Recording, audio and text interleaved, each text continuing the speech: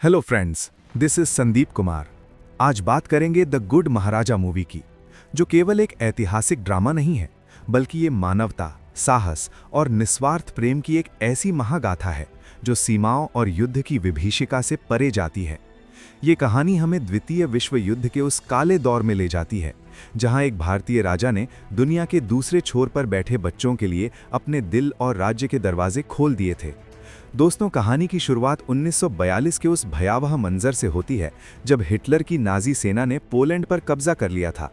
चारों तरफ बारूद की गंध, चीखें और बिछड़ते परिवारों का मातम था।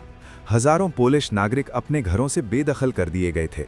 इस अफरा तफरी के बीच सैकड़ों अनाथ बच्चे और महिलाएं एक पुराने जहाज पर सवार होकर सुरक्षित ठिकाने की तलाश में समुद्र की लहरों पर निकल पड़ते हैं।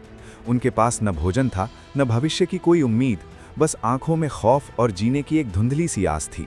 ये जहाज ईरान से लेकर अफ्रीका के तटों तक गया, लेकिन ब्रिटिश हुकूमत और अन्य देशों ने शरण देने से साफ इनकार कर दिया। उन मासूमों के लिए दुनिया के नक्शे पर जैसे कोई जगह ही नहीं बची थी। वे समुद्र के बीचों बीच मरने के लिए छोड़ दिए गए थे। तभी कहानी का रुख भारत के जामनगर की ओर मुड़ता है, जहां महाराजा दिग्विजय सिंह जी रणजीत सिंह जी जडेजा का शासन था। जब उन्हें इन भटकते हुए शरणार्थियों की खबर मिली तो उनका हृदय करुणा से भर उठा। लेकिन ब्रिटिश अधिकारियों ने महाराजा को चेतावनी दी कि वे इन विदेशी शरणार्थियों को पनाह न दें, क्योंकि इससे राजनीतिक मुश्किलें बढ़ सकती थीं। लेकिन महाराजा के लिए अतिथि देवो भव का संस्कार किसी भी सरकारी आदेश से कहीं ऊपर था, और महाराजा ने डंके की चोट पर घोषणा की कि वे उन बच्चों को अपनाएंगे। उन्होंने कहा, आप खुद को अनाथ न समझें, अब से मैं आपका पिता हूँ और आप नवानगर के वासी हैं। ये शब्द उन टूट चुके बच्चों के लिए किसी चमत्कार से कम नहीं थे। जब जहाज गुजरात के तट पर पहुंचा तो नज़ारा बेहद भावुक था। बच्चे भूख से बेहाल थे और उनकी आंखों में अविश्वास था। महाराजा खुद उनका स्वागत करने पहुंचे और उन्हें गले लगाया। दोस्तों, फिल्म का एक मार्मिक हिस्सा वो है जब महाराजा ने बालाचड़ी यानी जामनगर के पास इन बच्चों के लिए रातों रात एक कैंप तैयार करवाया। उन्होंने सुनिश्चित किया कि उन बच्चों को वो हर सुविधा मिले जो एक राजकुमार को मिलती है। महाराजा ने सिर्फ उन्हें छत नहीं दी, बल्कि उनके लिए पोलिश स्कूल खुलवाए, पोलिश रसोइये रखे, ताकि उन्हें अपने देश के स्वाद की कमी न खले, और उनकी संस्कृति को जीवित रखने के लिए हर संभव प्रयास किया।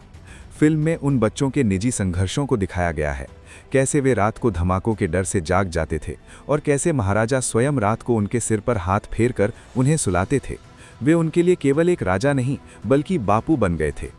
और एक दृश्य में दिखाया गया है कि कैसे एक छोटी पोलिश बच्ची महाराजा को अपनी एकमात्र कीमती चीज़, एक छोटी सी गुड़िया भेंट करती है, क्योंकि उसके पास देने के लिए और कुछ नहीं था। वो पल दर्शकों की आंखों में आंसू लाने के लिए काफ़ी है। दोस्तों, युद्ध के उन वर्षों में जब पूरी दुनिया नफरत की आग में जल रही थी, जामनगर का वो छोटा सा कोना प्यार और शांति का टापू बना हुआ था। वहाँ पोलिश भाषा की प्रार्थनाएं और भारतीय संस्कार एक साथ फल फूल रहे थे।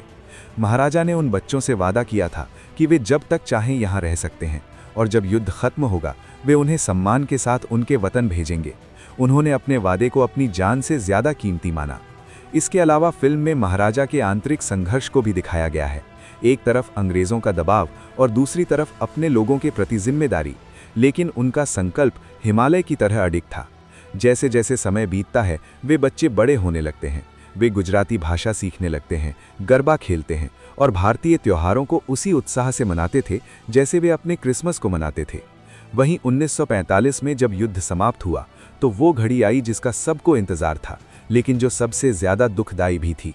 उन बच्चों के वापस पोलैंड लौटने का समय आ गया था।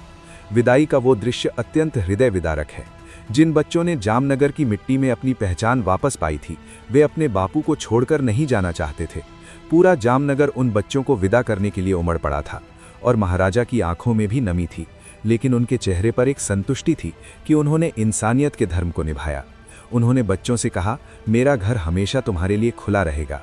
फिल्म का अंत वर्तमान समय के एक दृश्य से होता है, जहां पोलैंड के वॉर्सो में आज भी उन महाराजा के नाम पर चौराहे और स्कूल हैं। वहां के लोग आज भी उन्हें गुड महाराजा के नाम से पूछते हैं। दोस्तों, ये फिल्म हमें याद दिलाती है कि सबसे बड़ा धर्म मानवता है।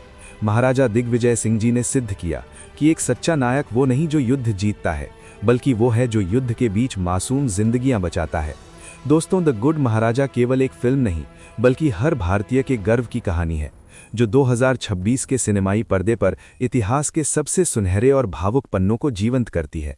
तो दोस्तों, ये स्टोरी आपको कैसी लगी कमेंट करके बताइए और चैनल को भी सब्सक्राइब करें।